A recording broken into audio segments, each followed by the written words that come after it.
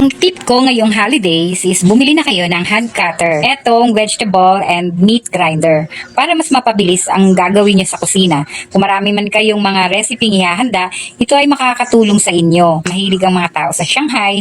Ayan, pwede niyong i-grind dyan yung meat at saka mga ricados nito. Iba't ibang klaseng handa sa holidays. Kung ano-ano pong mga recipe. Dapat mabilis ang gagawin kong paghahanda. Kaya kailangan ko tong meat grinder or vegetable grinder. Madali lang gamitin to kasi manual lang to eh. Hindi siya ginagamitan ng kuryente. So mas mapapabilis ang gagawin ko sa kusina. Malaki pa siya kaya marami kang mailalagay dito. Mas marami kang magigiling. Hindi din to sa mga prutas. Kung gagawa kayo ng fruit salad at gusto nyong haluan ng mga fresh fruits like apple, banana, pwede nyong gamitin yung grinder na yan. Mas mapapabilis ang paggawa nyo ng fruit salad. O wag na mag-isip eh. Check out nyo na yan.